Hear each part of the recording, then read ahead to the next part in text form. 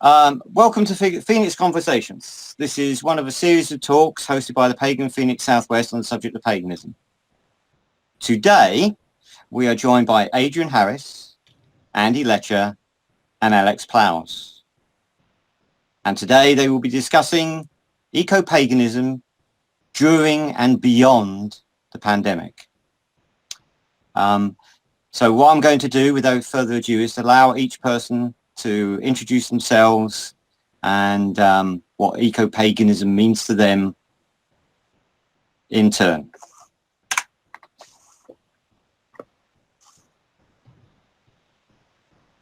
Alex? Hi there. So yeah, I'm Alex Plows, and I'm very happy to be here in this first sort of online event, pagan event that I've personally taken part in. So some of you might know me as Donga Alex because back in the day, about well over 25 years ago now, I was part of a group of people who camped on the trackways at Twyford Down, and that land was known as the Dongas after the Matabele word for gullies, because there were gullies in the landscape there in the chalk, and it was a very, very special place that we defended through direct action, including an awful lot of pagan ritual that was incorporated into the direct action in one way, shape or form. Since then, I did my PhD on the environmental direct action movement, and spent a fair few years in academia kicking about in sort of environmental ethics areas and moving into some other areas of work, including regional labour markets in Wales, which has been was interesting. And in the last few years, I've worked in a couple of sort of policy positions in relation to the environment, which is what I'm currently doing, and I maintain as much as possible a good connection with nature. I'm very lucky to live in an area of the world in North Wales, Gogledd Cymru, where yeah, I can just walk out the back into nature, and I'm of how privileged I am to do that, given the last year that and the circumstances people find themselves in. I think that's me.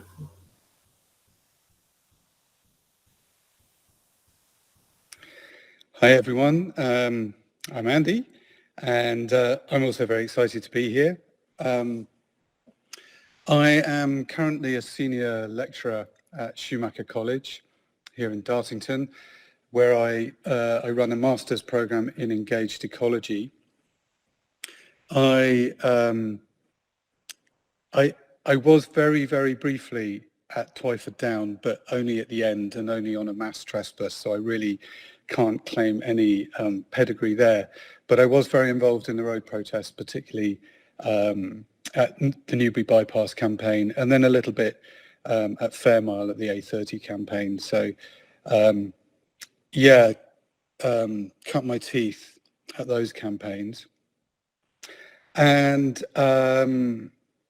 obviously, because of the masters I run, I'm still very interested in these subjects. And I think the original question was, what is eco-paganism, or what does it mean to me?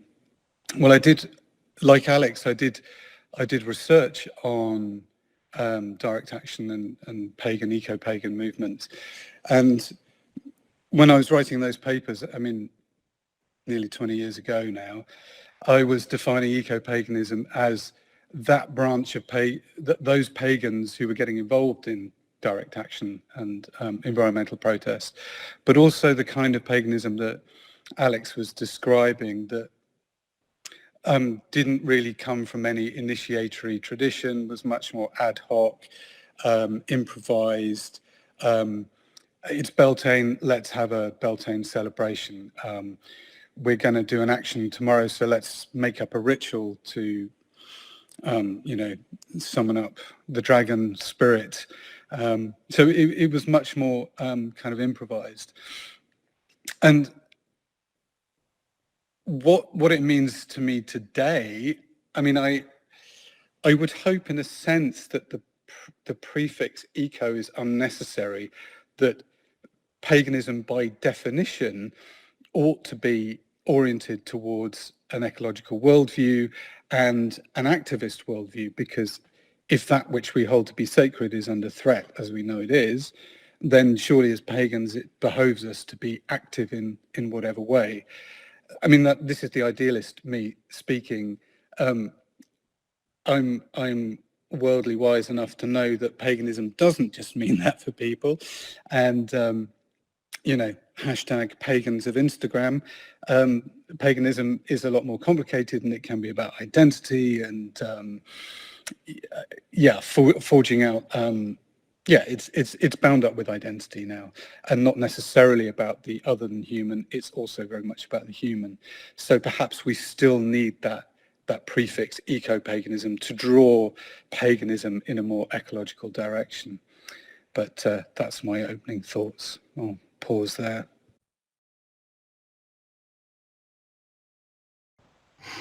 Great. Well, I'm glad that I've had you two to kind of open it up a little bit.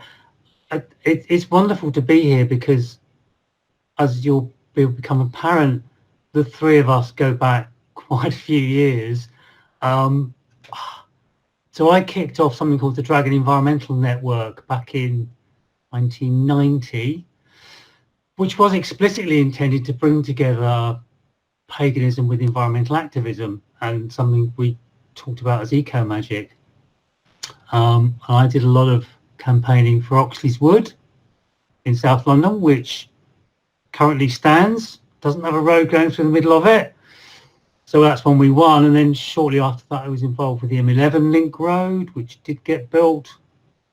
And then I went to spend some time at Twyford, where I met Alex, and Andy and I probably met there as well. So there's been this weaving between the three of us going on for a long time. So where am I now? So I was there, was involved with Dragon for a long time, did a lot of road protests. I did my PhD looking at kind of what all that meant. What was eco-pagan spirituality, and specifically what I talked about as embodied knowing, some kind of feeling we had. Oh, the earth is sacred. What does that mean? I've got a feeling in my body that the earth is sacred. What's that about? So that was an important way of articulating that and exploring that. And I'll bring it straight up to date, because I then went on and became an ecotherapist, which is probably fairly self-explanatory, the sense of working with the healing power of the earth. And most recently, I've started working with the Synthesis Institute in the Netherlands, who draw the power of psilocybin, magic mushrooms, to heal. So that's my latest adventure. So we're bringing together the healing power of nature with the healing power of psilocybin to help people who are having mental health difficulties. And that kind of, in a way, that kind of frames where I'm at, because so what is eco-paganism for me? It's always been a root somehow about how do I, as a fleshy human, reveal, understand, appreciate, deepen my connection with the other than human world, because that is where the sacred is. I think that's probably says it for me. Andy, you wanted to come back on that? No, that's good. That's fine. Thanks. It's really nice listening to both of you, and it was just inspiring me, and it kind of made me realise I hadn't really sort of explained what I thought eco-paganism, what it meant to me, and it was really nice listening to you two, because I was just sort of sat nodding through it. But I think that word embodied, Adrian, is so key. I know it's a lot of you about your practice, and I think that sort of sense of spirit of play. So I used to always describe myself as an anarchist animist, in the sense that, you know, that sense of wherever you are, there's that place speaks to you. You know, you know, just and it can be anything. It can be, I was walking up through the hills behind my house just yesterday and a couple of days ago, and the way that the sunlight was shining on all these little drops of moisture caught in the heather, and it was just twinkling and moving, and I just kind of you know, sort of breathing, and I was just like, wow, that's so beautiful, you know. And I think that sort of childlike sense that you have, where you just kind of caught, and it could be anything, you know. It could be kind of literally the cracks, you know, the weeds coming through the cracks in the pavement, which I think is a very strong image for those of us who are sort of concerned about you know, sort of how nature's been sort of overrun by urban sprawl, you know, to that sense of the power of nature. But I think, kind of tied up with that, back to this word embodied, I think it's important to, you know, not to think too much about that. You know, I try to resist that sense of, you know, us and nature. I'm part of nature. We are part of nature. You know, you know, we kind of we all go run a bit mad at the full moon. You know, that's kind of, you know, any nurse or medic will tell you, you know, that's when things kick off a bit. You know, we are sort of, you know, our fingernails grow, our hair grows, women bleed monthly. You know, we are part of nature, and I think it's that sense of what, you know, that sort of tuning into the natural, with it, you know, yourself, your inner, those inner rhythms, as well as you know, connecting to nature out there. It's kind of you know, it's that kind of sort of sense of oneness, you know, which is something can, you know, you could very hard to kind of capture that, and then sometimes it'll just come to you, like it did when I went for a walk the other day. So sorry for battling on, but it's just you two inspired me.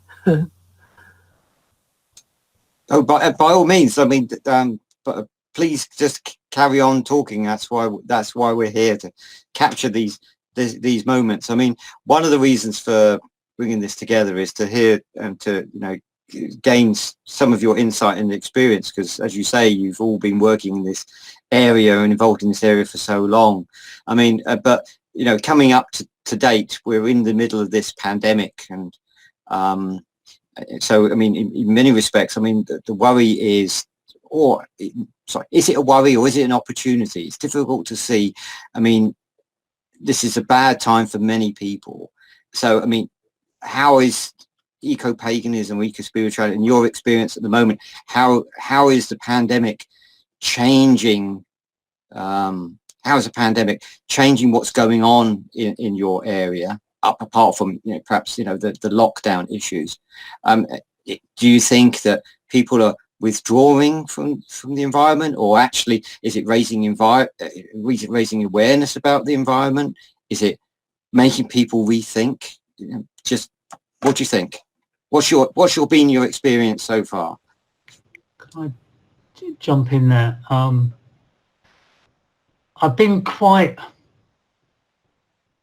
pleased by the level of the way, I think, because of lockdown especially, a lot of people seem to have realized how much they get from spending time in nature.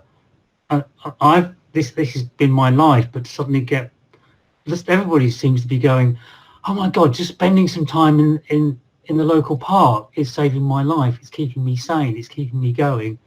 And there does seem to be, when we've kind of been so squeezed and put under such a lot of stress, what are people reached out for? If they can't reach out and hug other people, they've fallen back on the supporting, healing space of the natural world. And my hope is that that's opened up a realization of, oh, actually, no, nature's, wow, it's really important to me. I really do care. It really does. I really am part of it. That's my hope, that it's going to be a moment of revelation maybe that's a bit too hopeful. But better an awakening for people of how important nature is to them and how healing it can be.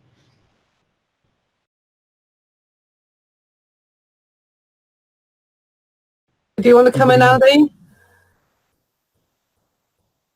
Okay, yeah. So, yeah, I mean, I think Adrian's right. And during the first lockdown and during the summer, so I live in South Devon in one of the most beautiful parts of the country, and it's a holiday destination. And during the summer, people were just flocking to the moor. They were flocking to the sea, and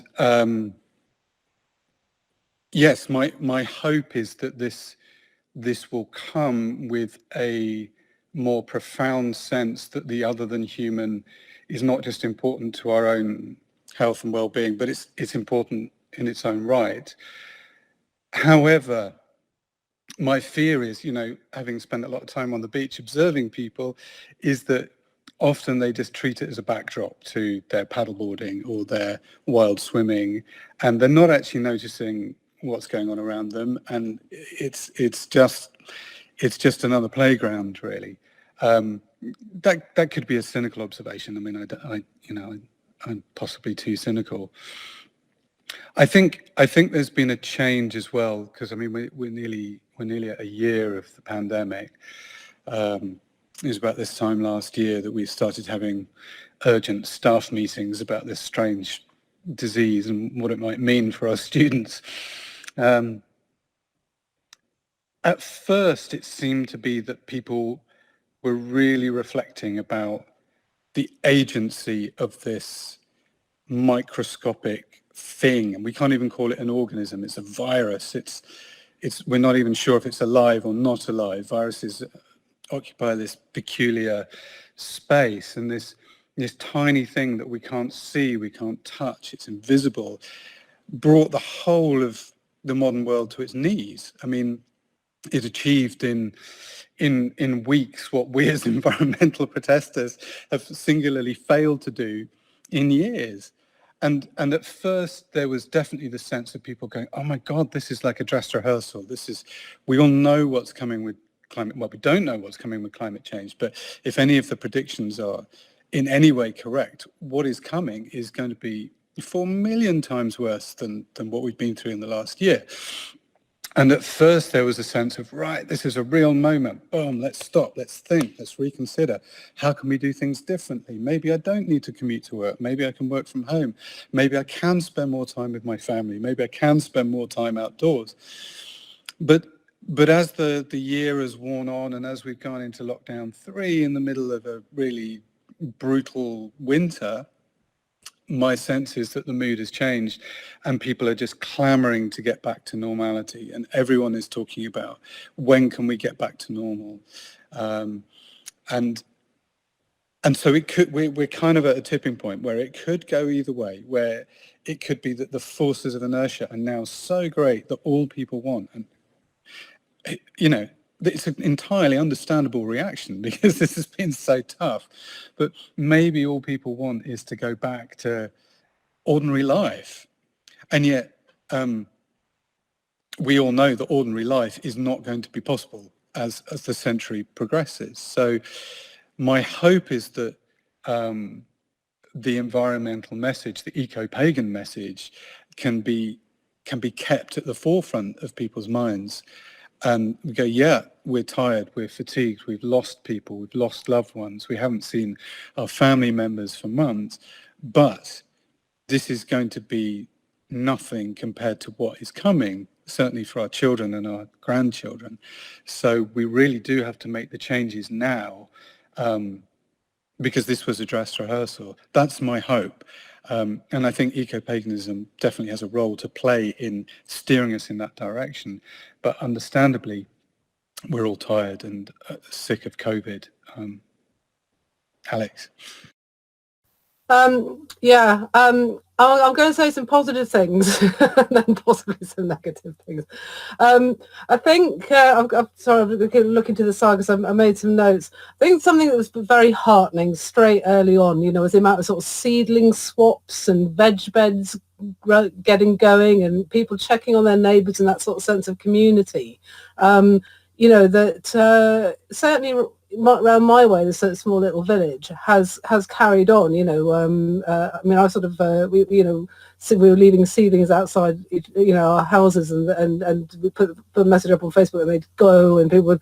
I met someone up the hill the other day actually who said, "Oh yeah, that stuff. I kind of took it away and it grew and the kids loved it. It was, there's been a lot of that, and there's been a lot of people getting into there's something called the honey pots, the kind of well-known sites, but people have been kind of getting into sort of those trackways and those kind of byways and their own little bits of nature in their close to them in their backyards and discovering what's on their patch, which I think is really important. And here in Wales, there's been there's a sort of focus. There's the Wellbeing of Future Generations Act and sort of health and well-being and environmental.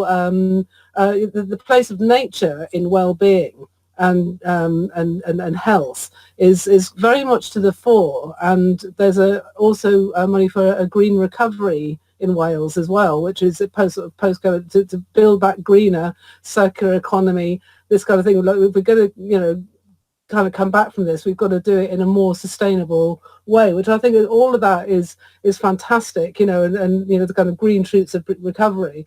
I think other things, there's been a lot more awareness, I think, of some of the underlying health and sort of social and economic inequalities in our society, that is kind of, being pushed into the limelight. I mean, yes, it's been exacerbated, and we could talk a lot about that. I mean, it's made things a lot worse for those divides, those social and economic divides have become, the disbenefits have become more stark for many people, and that is, I'm not brushing that under the carpet, but with that has come an awareness that is actually going on in society, and there's perhaps there's more in people's faces. I mean, interesting. Look at homelessness, something that has been not solved for decades. Suddenly, has the political will has been there to really address it, and and you think, well, God, that could that happen with sort of crap housing generally for people, is there a breakthrough here? I think the other thing as well is that thinking about, there's I hate to sort of use a sort of crappy popular culture reference, but probably people have seen that film Contagion, but there's an environmental message in that. She's she kind of she's part of the kind of the evil company kind of that's pushing into the untamed nature and bulldozing it, and that's what gets the bats out, and that's what she gets the virus. I mean, realistically, so there's been so many articles, hasn't there, about kind of the destruction of the natural world and consumption and globalization, and the way that these and globalized patterns of living and working and being that have enabled this virus to kind of to go global, and and I think that. So I think there's quite a lot of interesting environmental awareness around, looking at sort of kind of HS2 protests and this kind of thing. There's all going on within the context of the pandemic.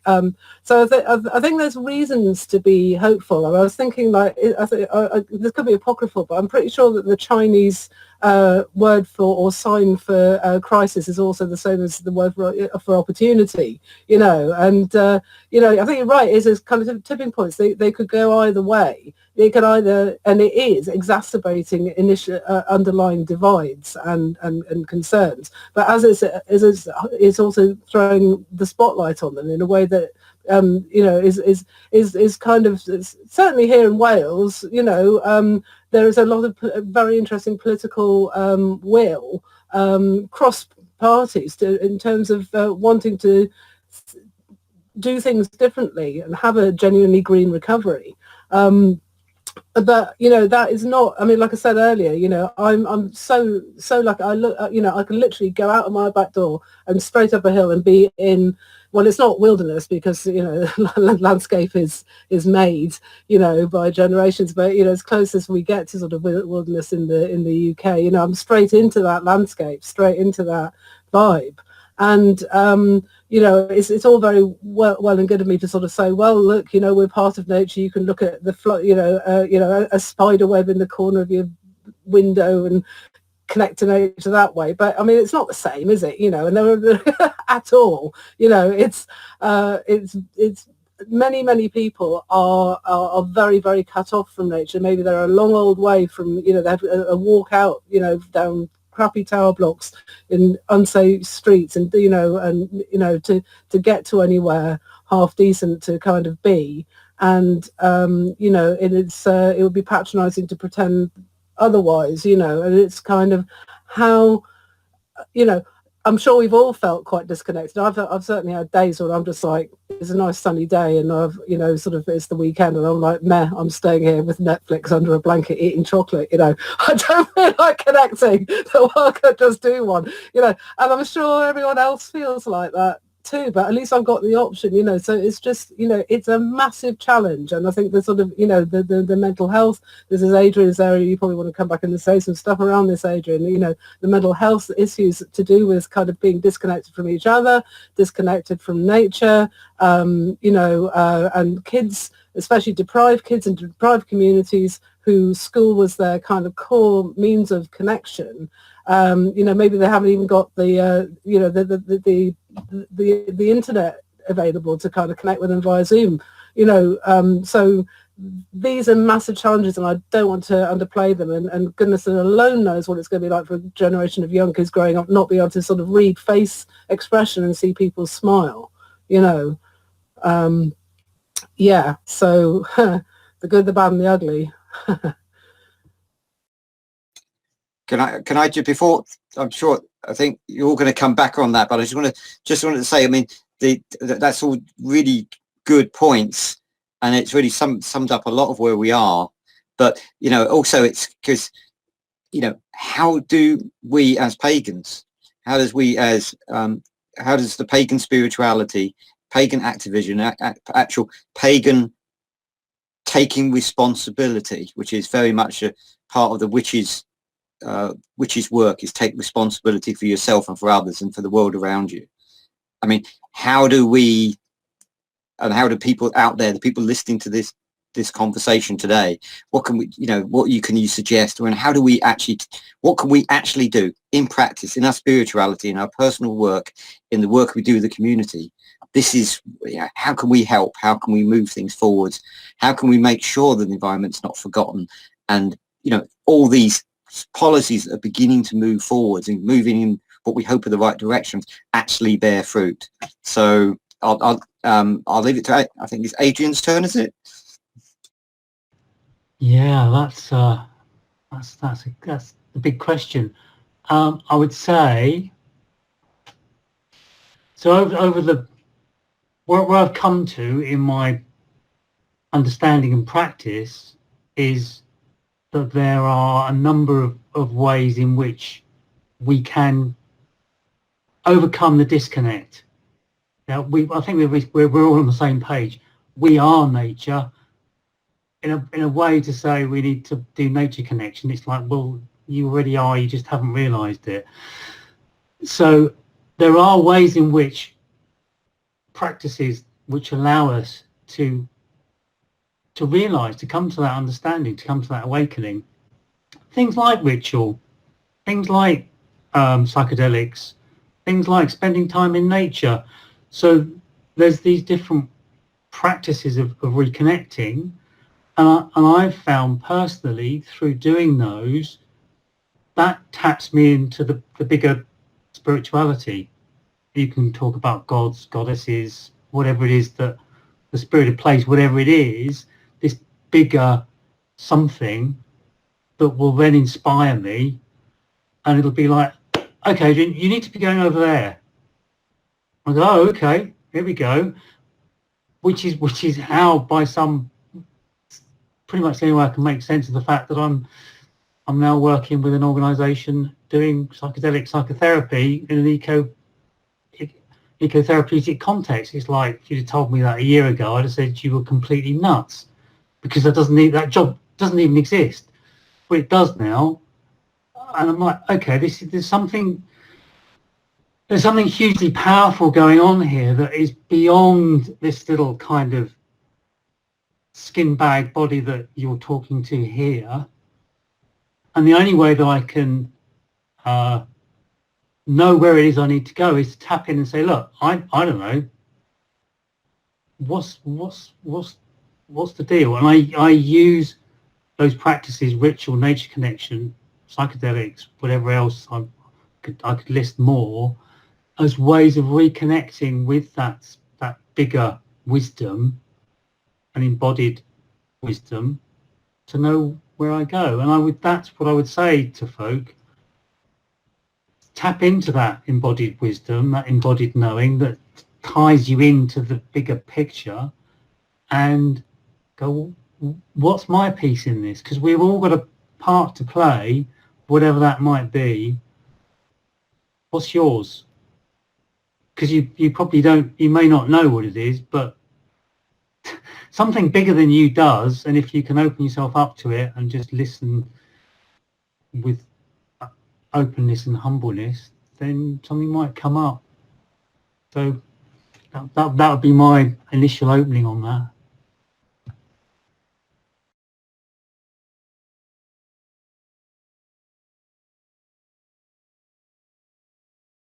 Anybody want to follow on from that one? Rant there? Well, I'll come in. Thank you, Adrian. It seems to me that underlying the ecological crisis, all these social problems, social crisis, there is a crisis of meaning. That's the nub of the problem. So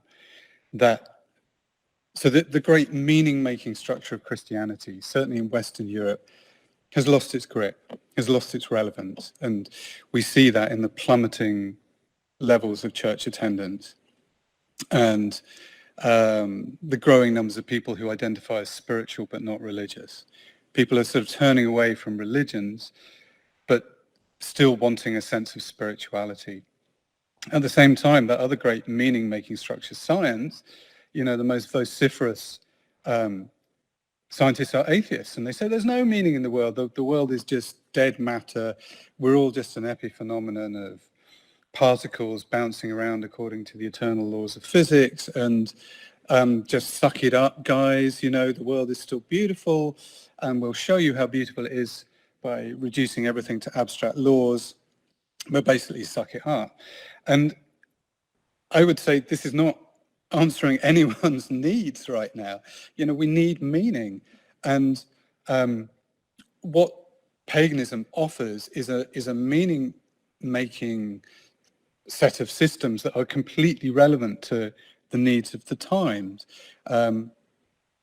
All paganism, in all its different varieties and shades, is oriented towards the other than human. And it says meaning is to be found in the world, not outside, not beyond the world, not in some transcendent God, not in some abstract laws, but in our day-to-day animistic relationships with the other than human. And so therefore I think paganism is incredibly timely. It speaks to the moment. And with that, in exactly the way that Adrian was saying, we come with a whole body of techniques, tried and tested techniques that people have been using now for a couple of generations, in some cases more, where we can say to people, look, try staying up all night on the summer solstice and watching the sun come up. Just try it and see how that affects you. Try observing the turning of the seasons where you are, or notice how the year changes where you are. How does it affect you? What does the turning of the moon do to you? So I think paganism is very timely, and I think it has something to offer. And then, of course, the other string to the bow is magic, which is completely, rejected by mainstream culture, though it's starting to make inroads within the humanities, interestingly. But say, for example, as has just happened, quietly hoping that no one would notice, the government has given the green light to a new coal mine in Cumbria. Well, we have magic, and we can do eco magic, and we can try and stop these crazy schemes happening by the use of magic. And yeah, I can't promise you that the magic will work in predictable and mathematical and obvious linear ways, but we have magic. So I think we have something. I think pagans have something great to offer at the moment, and all those people who are identifying as spiritual but not religious, who are hungry for meaning, you know, if we're more visible, and if we can say, well, you know, come to a druid moot, or, you know, seek out your local Wiccans, or maybe there's a folk custom going on, you know, maybe there's a wassail, or you know, a Beltane celebration, or whatever it is, you know, come and get involved, and because these are ways in which we can refine our relationship with the other than human. Just to agree with everything that's been said, absolutely we're nature, and we, you know, to think that we're not is just another form of anthropocentrism, the idea that somehow we're not part of nature. We are teeming ecosystems. We couldn't live without the millions of bacteria and fungi that live in our guts and in our skin, and but we keep very poor company. We estrange ourselves. You know, I have my moments of introversion, and take me to a party where I don't know anyone, and I will retreat into a corner and shrink away, you know, and hope that no one notices me. And to a certain extent, that's what we've done as humanity. We've withdrawn from the world and tried to make the world a kind of place just for humans, but it's nonsense. So I'm rambling now, and I'm going to let Alex come in. I think that's really insightful from both of you, and I think that sense of searching for meaning is incredible. It resonates a lot with me, Andy. And you know, you sort of look at this whole kind of conspiracy theory, QAnon rise thing. You know, I mean, that to me is absolutely symptomatic of the need people have to find meaning somewhere, and it's just, you know, it's you know, the devil has all the best tunes. You know, there's a problem, isn't it, with these sort of simplistic or, you know, sort of conspiracy theory approaches. It's pull people into a sort of a search for meaning down a sort of a very twisted and narrow path where, you know, there are other ways to find meaning and to get a sense of what I want to do in the world is important, you know. I'm still sort of thinking about the fact that many people maybe watching this are not going to be in the sort of lucky position that I am. They're able to kind of just get out the door, you know. I mean, I can go out and I can sort of see the moonrise over the hill behind, or watch a sunset over the sea, over the Irish Sea in front. You know, you know, I'm immersed, you know, in all the elements. The wind is mad up here, I can tell you that. I sort of pay for the view, you know, so it's elemental. That, you know, I'm very lucky to have that, you know, but you know, there's so much good stuff online. There's the local sort of Druid posse, the Anglesey Druids. They do a monthly sort of full moon meditation, which you can join in real time, and which is about, you know, sort of really essentially drawing down the full moon, and feeling it all around you, and they're very beautiful meditation and visualizations. And I think that there's quite a lot of stuff like that where probably there's quite a lot of online pagan activity where we, you know, people could kind of connect, you know, to each other and to rituals and visualizations which help if they're not able, you know, to kind of necessarily kind of go out and moonbaze as they might like to, you know. So I think that's got a massive part to play. I think in that sort of sense, I'm kind of going to hysterically make an analogy with kind of like what I take from, you know, sort of a lot of good practice in Christian tradition now, with, you know, a lot of food banks, for example, are sort of, sort of organised through church activity and this kind of thing. I think, we probably do in a way as pagans want to sort of is kind of, this sounds a bit kind of sort of, it wasn't Luther who talked about good works. Who was the other one? Come on, start for 10. Who was that 16th century, anyway, the 16th century kind of like sort of Puritan philosopher who's basically saying you show yourself through good works kind of thing. So I'm really sorry for making these terrible analogies. It was Luther, okay, fair enough. But because I think, like I say, back to the seed swaps, or back to the fact that I've always been sort of very just my paganism has always been very, very practical. I'll sort of celebrate by also by kind of going out and picking berries and making some jam and making some syrup, and that very sort of hedge witch, kitchen witch kind of way, and kind of starting lots of seedlings off and giving them away, and growing veg, and just I think also just being like extra mindful of the fact that, well, one of the good things about this pandemic is that my carbon footprint is pretty low this year, and this kind of thing. So I think for me it's that sort of sense of like, what actions can you do in your everyday that connect you to that sense that you are doing a mindful practice, doing a sense of ritual, is imbuing the everyday with a sense of ritual. I think that's back to your word embodied, Adrian, that you're sort of kind of, it's, it is nice to do special things. I love to do, I was the summer before lockdown, I actually was at Brinkhackney Round Barrow and Anglesey, and I was lucky enough to be there with sort of the Druids do their thing, and then they kind of, as the sun comes up, they kind of allow that kind of more free-form pagan expression thing to happen, and it happened to be sunny for a change, so the sun came up, and there were people kind of going, pre-COVID, this is summer before last, going in and out to the barrow, because the sunlight shines directly down into the back of the barrow, and finally kind of got a chance to kind of go down and just be in that window where that was still happening.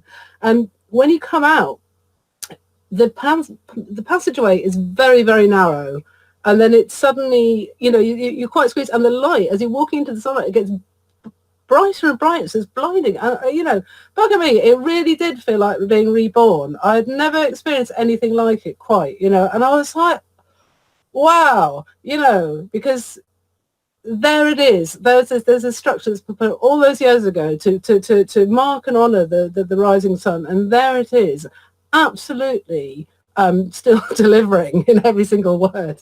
West Canada as well. So it's fantastic to have those moments of really special ritual and sunrise. I think it is also important to sort of try and have that in the everyday, because those moments are they're not, they don't happen very, very often. And I think I'm probably I'll be quite honest, it's something I need to do more myself, and this has been very helpful to getting me to sort of think about it, to actually be a bit more mindful of the sense of mystery and magic in everyday experience. Can I just add in to that?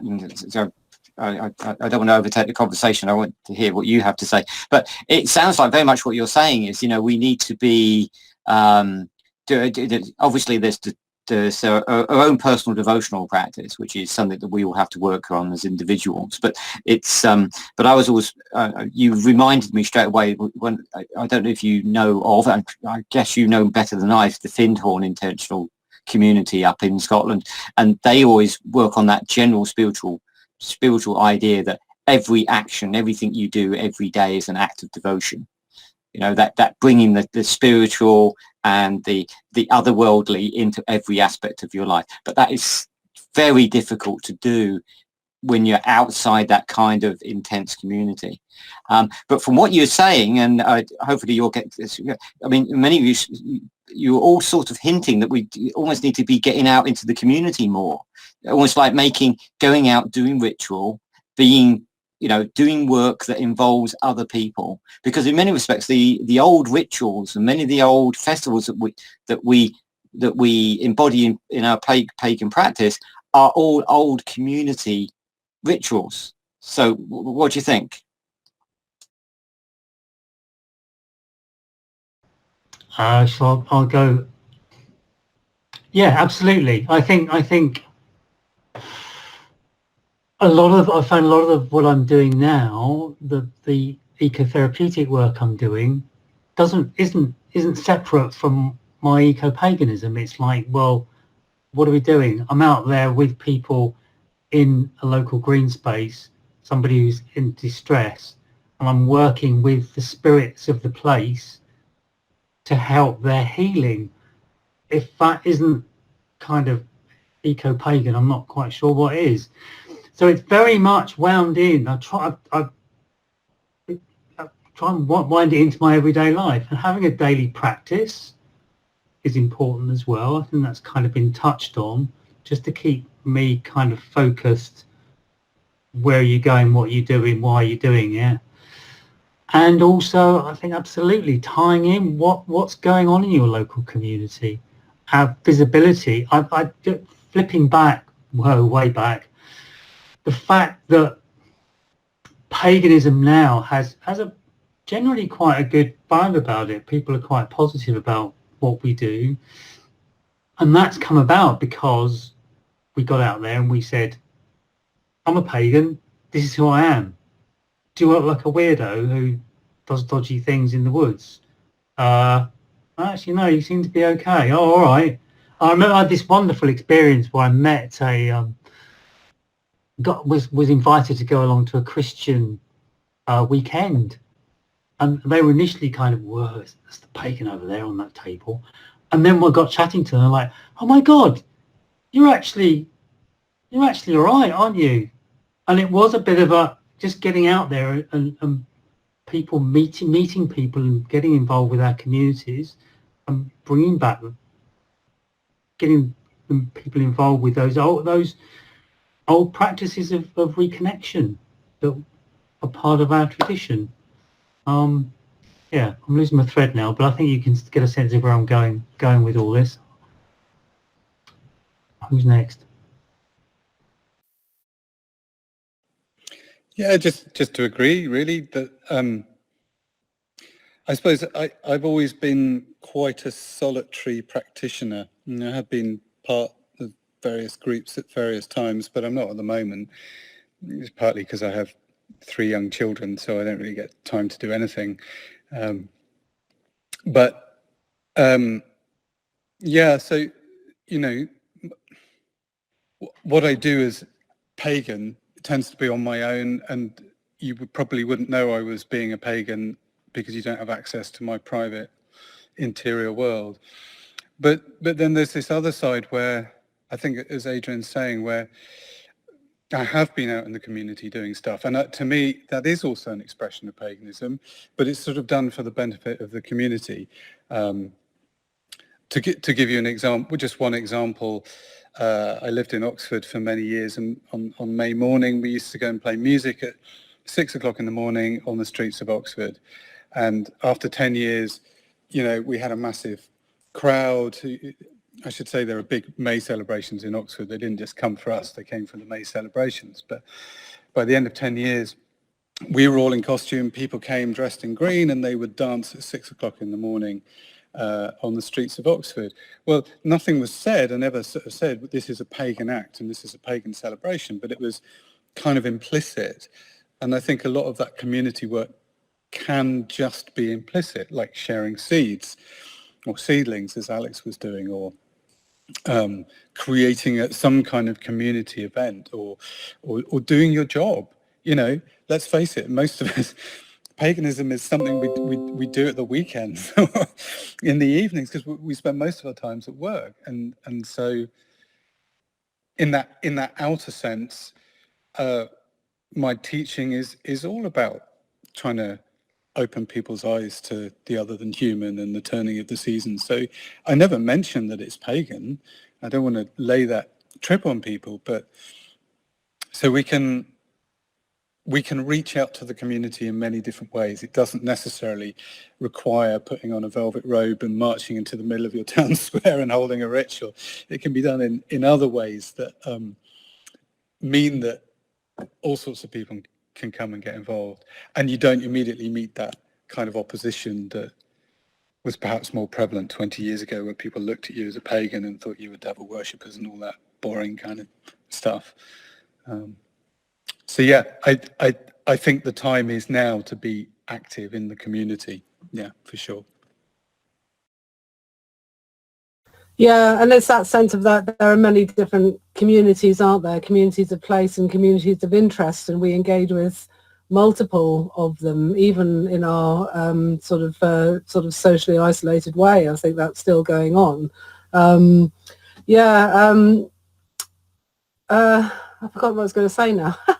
I suppose, yeah, that's it. I mean, you know, I'm quite lucky in my job that, like you guys, I feel it's kind of my pagan practice. I'm sort of doing stuff around, you know, policies for sort of supporting in the sustainable management of natural resources, you know, sort of the valuing of nature, and, you know, so, you know, through sort of post-common agricultural policy, what we're going to do next. Well, hopefully we can sort of have a greener farming system, which, you know, supports farmers and farming communities and rural communities, and also, you know, sort of delivers public goods, you know, that sort of sense of valuing nature in that sense. Or I kind of have some squeamishness around the whole concept of valuing nature, as you know, but that's a different academic conversation, guys. We'll have that one another time. But you know, but in general principles, you know, I'm sort of part of, you know, I'm doing a job with other people who really strongly care about biodiversity, about climate action, you know, and are looking to support more resilient ecosystems, you know, better habitats. But, you know, we've lucked out, guys, because we're doing jobs where we can sort of deliver our sort of, you know, our pagan practice through our work. And it ain't necessarily so for everybody. There are going to be plenty of people doing fairly crappy jobs and going back to kind of fairly, like, you know, kind of tall skyscrapers, you know, quite cut off from nature and from other people.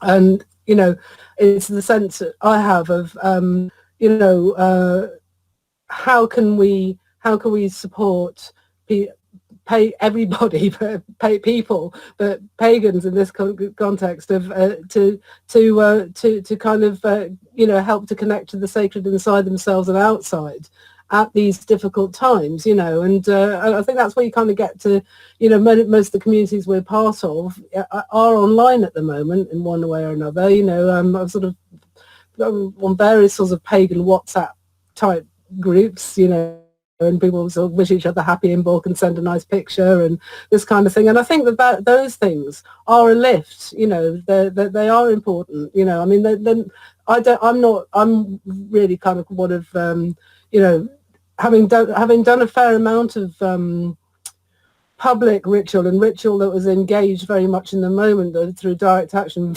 You couldn't be more public. Actually, a lot of my practice, I think, is kind of quite private. It's quite personal, and it is just about sort of recognizing the moment as I'm picking a particular berry and the sunlight's bouncing off it, you know, and that kind of moment. But, you know, I think it is nice to engage with other people. And I think that, you know, probably through this conference is one of the ways in which people are going to be kind of like feeling connection to like-minded people, which is important.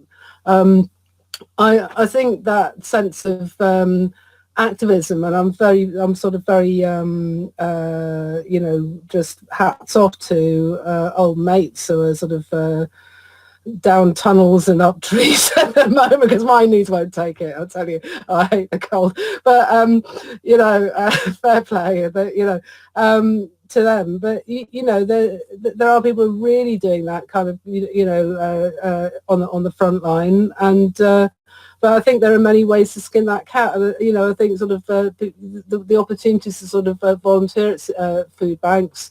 You know, my friends and I are thinking about sort of doing some kind of just like kind of organic seed bank, seedling bank, seed swap thing online, to try and kick that off a bit more this year, and just encourage people to kind of grow things on their windowsill and this kind of thing. And it all counts. It all counts. Absolutely every single action counts. I think there are many different sort of communities of place and interest, and we probably would like to think that we kind of connect in a pagan-y way in all of them in some ways more explicit than others. I wonder if there's, I really respond to what you're saying about our privilege. Or I'm like you, Alex. I live in one of the most beautiful parts of the country, and yes, it's great to acknowledge that privilege. But I wonder if one thread here could be the transformation of our urban spaces. That, yeah, sure, there's this. I mean, one of the effects of lockdown has been that house prices, which were already eye-wateringly high in this part of the world, have now just gone up and up as more and more people have gone, hey, let's move to Devon. It's cool. And so there, for a certain sector of society, moving out of the cities is an option, but it's not going to be an option for everyone. So maybe there should be more of an urgency here about transforming our cities and making them not only more livable for humans, but greener spaces for the other than human. And there are simple things one can do. I've just supervised a MA dissertation. An Indian student noticed that lots of people in India just started growing plants, even on their window ledges, even if they didn't have access to land. We can all grow plants, or we can hang up bird feeders perhaps. And if you're really adventurous and have a rooftop, you might be able to keep bees, or you might be able to transform that local roundabout into a garden. There's been some great, feral gardeners and knitting activists. So I think that is the challenge of our times. Is not, with the best will in the world, we can't all go and live that dream in the countryside with a little plot of land and all of that. We need to transform our cities, and that is the big challenge. Couldn't agree more, Andy. Couldn't agree more. This absolutely. I mean, urban greening, and there's so much inspiration out there. Just a quick Google will find things. Yeah, I know. I was going to say, yeah, that's absolutely right. I mean, if everybody moved out of the cities into the countryside, we wouldn't have enough space to grow food. So cities have got to be the way forwards. But it always comes back to that same problem, doesn't it? That they're not necessarily fit places to live. So yeah, the greening cities, the sustainable cities is definitely a way to go forward. So that's a really good idea.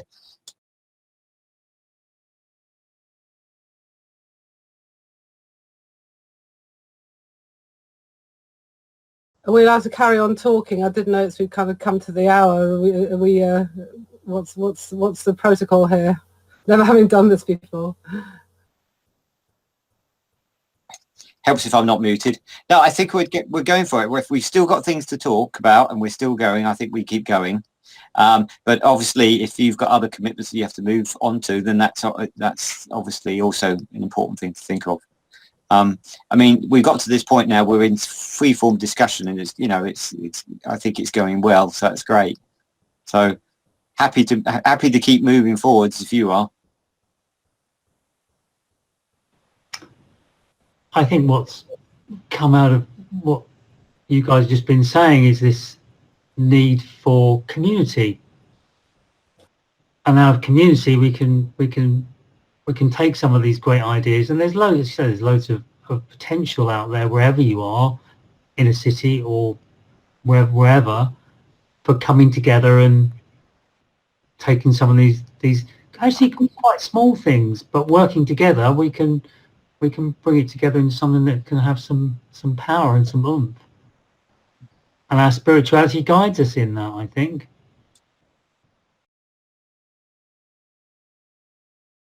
And of course, some of the most iconic campaigns in the 1990s eco-pagan campaigns were in London, as you've already mentioned, Adrian.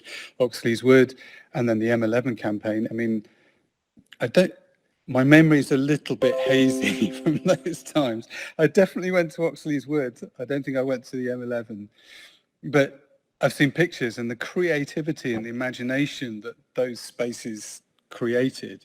You know, there's so much to be said for what happens in the city. I mean, the countryside is beautiful, but we struggle for culture, right? We struggle for diversity. Nice to go to an event around here that I haven't had to organise myself, or my mate hadn't organised, you know. That's the thing. I was just felt that, you know, a few years ago, just thinking the idea you could just go to Berlin and, you know, I was gifted a beautiful satin dress from the 1950s, and I thought, well, if I was living in Berlin, I'd just look up and sort of say, which of the Berlin 1950s tea dancers should I wear this to? And I just like looked at this dress and I thought, oh, if I'm going to wear it here, I'm going to have to bloody organise an event, aren't I? You know, all this sort of self-starting isn't what it's cracked up to when you start to kind of get on a bit. I've just want to sort of like, you know, suck the energy of youth a bit now. But no, I couldn't. I couldn't agree more on the urban green space, and of course, you know, back to the issue of climate change and you know, sort of heating up, that sort of sense of the cities become hotter quicker, and you know, the need to have shelter corridors, and the idea, you know, that the idea that you have more fruiting trees, you know, nuts and, you know, and fruit trees in cities, and shade, and you know, this kind of thing. There are some fantastic successful examples of that happening. In fact, you know, do you remember, I didn't actually visit, but do you remember like Wandsworth Eco Village as well? That was another kind of setup, which was you know, London based, and sort of looking at ecological principles. The whole idea of guerrilla gardening, I think I remember first hearing about it. It came out of some of the sort of like the 1999 anti-globalization protests. That's when I first kind of, you know, there were people planting all sorts of naughty plants on on Parliament Square Green that day, you know, and you know, that sense of, you know, just, you know, rewilding bits of disused canal bank and so on and so forth. You know, and I know that there's a lot more more planning, you know, sort of more kind of you know, from a top down. These sorts of issues are on the agenda now, and I think that's one of the kind of quiet successes of the environmental movement over the last 25 years. Along with, you know, is that some of these ideas that were kind of very left of field, you know, 25 years ago, are brought into the mainstream now and is seen as you know, not only just kind of like good ideas and viable solutions, but like the solution to, you know, like one of the key solutions into sorting out some of these problems, you know, kind of proper sustainable green, you know, greening of our lives. You know, I think that the challenge comes, isn't it, with doing that within a capitalist economy, but that's probably again a subject for another day. But you know, because the idea that you can kind of continue to sort of have rampant kind of growth, and this kind of model of economic growth, and you know, and which was going to continue to kind of bring up these shocks and strains. It's all very well talking about resilience of systems, right? But the problem with the concept of resilience is that, you know, it kind of has a, you know, sooner or later that, you know, okay, a tree with strong roots will not fall. If there's enough storms, it will. You know, and it's the thing is that the storms of capitalism, you know, continue to sort of bash at erode the roots of the tree of life, you know, and I'll stop that analogy right there, you know, but, you know, and it's a challenge then to sort of think about how we have a truly sustainable set of kind of cultural, socioeconomic, spiritual practices that, you know, within this framework. But that's the framework we're in. And I think that's you know, that is a challenge, but that's not to sort of denigrate all the sorts of like amazing ideas and projects there are out there. And you know, my daughter's actually doing some stuff online at the moment, sort of art and nature workshops, where she's you know, doing kind of stuff online with kids, or you know, on Zoom, where you know, just making bird feeders and plant pots out of plastic bottles cut in half, and all sorts of things, you know, sort of reuse, that sort of sense of reuse, recycle. And there's so much inspiration out there, you know, from a sort of a planning perspective right through to that kind of making plant pots out of plastic bottle type little things that we can, you know, that we can do and get involved with. So, you know, ever the optimist. And I'd love to see the return of mass eco-magic ritual, the raising of the dragon. If my memory is correct, it was Rich Westwood and the Pagan Link Network who were originally doing Raising the Dragon rituals, possibly way back in the late 1980s.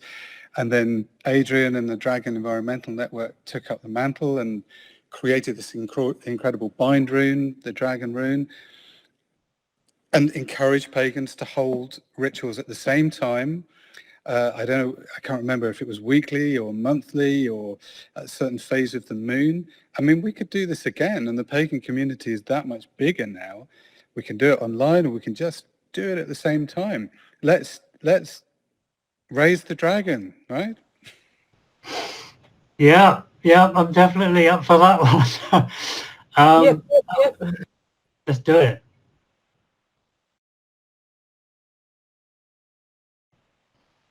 And it was various things. We sometimes would use a particular campaign that we wanted to support.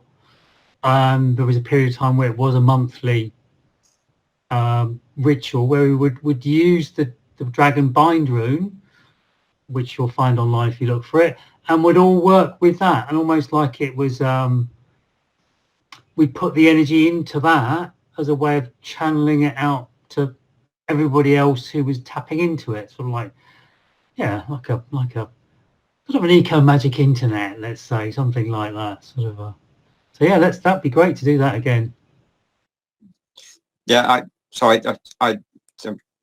I'm conscious of time, and we probably need to be wrapping things up. But no, I remember I think we did something with the Eco Dragon Rune years ago as well. We tried to do it at the same time to contribute to that. So that was quite interesting and quite fun. It's also fun as well as useful. That's the important point.